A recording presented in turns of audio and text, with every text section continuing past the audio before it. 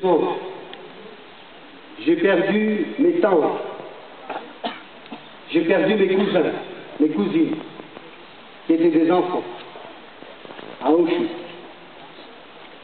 Je vous ai dit que mon père était à Argelès, dans le camp d'Argelès. Il n'y a pas que les nazis qui ont commis des crimes, mais il y a aussi la France, le régime de Vichy, qui ont livré ces enfants, qui les ont donnés à l'ennemi pour qu'ils connaissent la mort. Et je voudrais vous dire, monsieur le député, monsieur le sous-préfet, ici les représentants de l'Église catholique,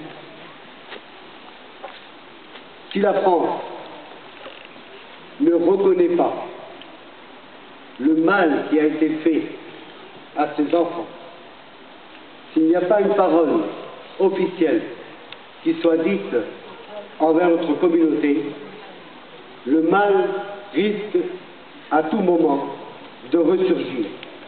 On n'est jamais à l'abri. Jamais.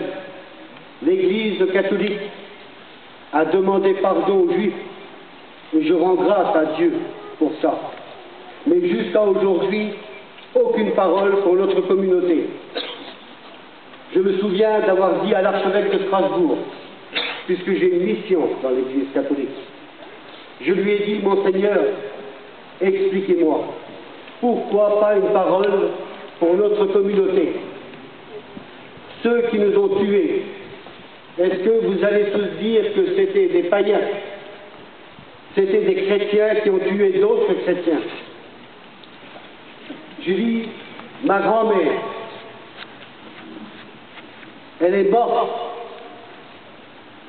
en emmenant avec elle dans sa tombe la souffrance de membres qu'elle a perdus de sa famille, et je lui ai promis que toute ma vie durant, et j'espère que Dieu me rendra cette grâce avant que je quitte cette terre pour rejoindre la patrie céleste, qu'enfin je puisse voir de mes yeux et entendre de mes oreilles le mot pardon. Et tant que je ne l'aurai pas, je serai toujours debout pour le dire et le redire, pour qu'enfin mon peuple, qui a connu tant de souffrances, connaisse enfin la paix. Et vous savez, mes chers frères et sœurs, mesdames et messieurs, pardonner, ça ne veut pas dire oublier. Notre peuple a pardonné, mais on n'oubliera pas. Et je voudrais dire, vous avez rappelé tout à l'heure, monsieur le sous-préfet, que la chancelière et le président de la République vont se rencontrer bientôt pour faire mémoire. Si l'Europe avait vu et avait compris autant les Juifs et les Tziganes, il n'y aurait pas eu toutes ces guerres. Parce que pour nous, en tant que Tziganes, que je sois français, allemand, italien, on est avant tout Tziganes. Et nous sommes fiers d'être français. Comme les Tziganes, malgré ce qu'ils ont vécu par les Allemands, ils sont fiers d'être allemands. Donc nous avons connu l'Europe bien avant les Européens. Et ce que vous avez rapporté, ça a été on l'a rappelé, dans ce village, cette économie. Nous aussi, nous avons apporté à la France et à l'Europe des valeurs qui ont fait que, aujourd'hui encore, nous parlons des Tziganes comme ceux qui sont sans frontières, que ceux qui apportent la musique, la culture, et donc c'est très important. Et je voudrais terminer par ceci. Notre peuple ne parlait pas beaucoup. On baissait la tête, on subissait, mais il y avait en eux une autre forme de résistance, c'était la musique. Et je voudrais vous rappeler, vous dire plutôt, que pendant la guerre, C'est ma grand-mère qui m'a raconté ça. Ils étaient arrêtés pas loin de Lille, dans le nord. Et les hommes jouaient de la musique autour du feu.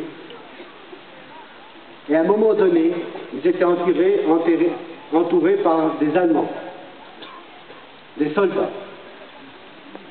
Et mon arrière-grand-père a dit aux musiciens de ne pas s'arrêter de jouer et de continuer. C'est ce qu'ils ont fait. Et vous savez, à l'époque, quand ils jouaient du Strauss, des valses, c'était pour eux comme pour aujourd'hui le disco. Eux, leur musique, c'était des grands concerts qu'ils faisaient, du Brahms, du Wagner. Et heureusement qu'ils savaient jouer du Wagner, parce que l'officier allemand leur a demandé de jouer du Wagner. Et c'est ce qu'ils ont fait. Et ils ont mis toute leur âme et tout leur cœur dans cette musique. Et une fois qu'ils avaient terminé de jouer, l'officier allemand, écoutez bien ce que je vous dis, il leur a dit: quittez, partez encore ce soir, car demain c'est la gendarmerie qui va venir et vous allez être pris. Alors vous voyez, on ne peut pas dire que tous les Allemands avaient le cœur dur, mais ils étaient touchés par cette musique, et c'est cette musique-là qui a toujours été pour nous la meilleure ambassadrice. C'était notre porte-parole. Donc je vous remercie, vous tous, de m'avoir été l'honneur d'être accueillis ici, à Durménac, parce que Musselwert, ce que vous avez fait, pour moi c'est un honneur, et c'est un courage, parce qu'il y a encore 2 ans, à Strasbourg, quand on faisait mémoire, la communauté tzigane n'était pas invitée. Il y a seulement 2 ans, et c'est grâce à la communauté juive de Strasbourg qui ont fait pour que nous soyons associés. Donc, merci Monsieur le maire, et que vraiment, Dieu, je parle en tant que chrétien, croyant, qu'on soit juif ou chrétien, on a tous le même Dieu, les musulmans, que Dieu accorde à ce village toute sa bénédiction et toute sa grâce. Merci à vous tous.